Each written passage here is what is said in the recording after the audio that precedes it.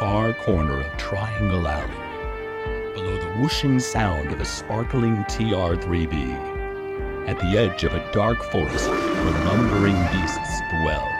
It's Beyond the Beyond with Tanner Rush. Beyond the Beyond. Who is Lamb? We have to answer this question by first asking, who was Aleister Crowley? The name conjures bad feelings in some, or recollections of song lyrics from the 70s and others. Most have a fleeting reference through pop culture and are unaware of the details of the life of a very complicated man. Crowley, pronounced Crowley, was born Edward Alexander Crowley on October 12, 1875. He was the son of a very religious and wealthy family. His father was a brewer and a teacher, and his mother was deeply religious and a devout member of the Plymouth Brethren, a strict Christian sect. Her moral code often clashed with Aleister's newly found interest in occultism and mysticism, and it became a serious strain on the relationship. Some believe that her strict religious beliefs and rigid control had a profound impact on Crowley, and to a serious extent had the opposite of the desired effect, as his nature took on more of a rebellious tone as he grew into adulthood. Crowley was a member of the Hermetic Order of the Golden Dawn, a magical society in London founded in the late 19th century. They were known for ritual magic and esoteric teachings, and Crowley, a charismatic figure, quickly rose through the ranks of the order. His prickly personality eventually led to a split in the organization, and he left to develop his own magical system and philosophy. In a ritual called the Amalantrah Working in 1917, Crowley claimed to have contacted a mysterious entity named Lam, who seemed to resemble the modern archetype of the gray alien. The being is characterized by an oversized, teardrop-shaped head and a small body. This ritual took place inside of a New York apartment that belonged to Crowley's partner named Rod Miner, who, despite not having any affiliation with the occult, claimed to have drug-induced visions of a wizard who wished to speak directly with Crowley. During the working, Lam identified himself as a being of extreme intelligence and signified this by sharing various magical symbols and numeric values that held significant interest with Crowley. He spoke of a connection to Baphomet, a goat-headed deity that in occultism is often associated with individualism and the rejection of dogma, something Crowley throughout his life would become even more experienced with. The first time Crowley published his drawing of Lam was in Helena Blavatsky's The Voice of the Silence, a key work in theosophy that drew from Eastern spiritual traditions like Buddhism, Hinduism, and Taoism. Over the years, Lam gained attention in circles outside of Crowley's influence. Following Crowley's death, Lam continued to intrigue the occultist and Crowley's former secretary, Kenneth Grant. He mingled Crowley's teachings with his own interest in extraterrestrials and even some of the writings of H.P. Lovecraft for good measure. Grant developed and published what he regarded as a way to contact the entity and called it the Lam Statement. You can download it below, although I would suggest merely using it only for research and not attempting to perform any of the rituals. I reached out to occultist writer and musician Wyatt Mackenzie, who claims to have had experiences with Lam, or as you will come to find out, the Lam. He has his own thoughts on Crowley as well, which you can hear below.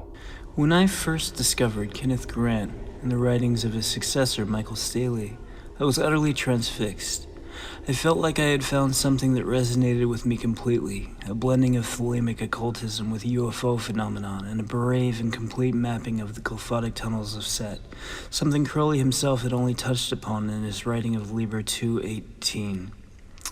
I was living in a house in Las Vegas and was in an extremely unhealthy relationship. After reading the Lam Statement, for the first time, I immediately practiced the ritual, which was to gaze into the painting and astrally project myself into the entity's forehead, floating down a sloping, tentacled corridor to gaze out of the entity's head into an alien landscape. I achieved this rather easily and found myself on what felt like a foreign planet, gazing at a dome-like structure that resembled a church. Multiple lamb or egg-headed beings surrounded the dome-shaped building, I was meditating close to my then girlfriend, who would at times in our relationship be overcome by supernatural forces. My vision was interrupted when she woke from sleep and said she was visited by an egg-headed gray alien, who told me to quickly get a pen and write down a series of code and important messages. This was all complete coincidence, as she had no idea what I was doing and was sleeping when I discovered these writings. Lamb spoke to me through her for many hours, and I filled a notebook with a grimoire. He told me to start an order called the Red Moon. Red stood for ruby, emerald, diamond. I have over the years come to recognize these three stones as being representative of three important initiatory grades. The ruby is related to the Muladhara chakra, the emerald to Anahata, and the diamond to Ajna. It's almost like a fast way of reaching enlightenment. The ruby also represents the masculine personality, the emerald the feminine. The diamond represents the merging of the two into a godlike state. All three personalities must be aligned before this initiation can be reached. It gives a person limitless magical power. Lamb also introduced me to the powers of my own personal number 44, which is the number of the phoenix. I have used this number to overcome obstacles in my life and to be reborn from fire and ash, much like the great firebird. 44 is also the gematria for the Hebrew word for blood, which also relates to the red moon, as does lunar activity. I would say Lam has a vital link to the Thelemic goddess Babylon. The two have an extremely important relationship. Lam told me he once lived as a human being in a tribe in Africa in the 1400s, and that he had been murdered or martyred by colonists. He told me that he lives in the past, present, and future simultaneously, and hinted that he was me and I would be him in a distant future. He called the process of overtaking mediums to spy on our planet the Paradox Game. I have since been visited by Lamb countless times without the mediumship of others. All this has occurred throughout my own dreams and visions. He appears to be a lifelong friend and guide who wants to protect the world from future nuclear warfare. It's also extremely important to note that there are more than one Lam. I believe they are called the Lamb, and they are future manifestations of ourselves. They journey here to warn us of what we will become if not careful, and there's still time to change. Not everyone will agree with me. This is, of course, a controversial opinion, and I have no link or connection to the Typhonian OTO. But I've had many experiences nonetheless through independent and self-initiatory practice. It is interesting to note that the they are us and we are them idea aligns quite perfectly to the messaging that so-called abductees have received from aliens aboard their crafts.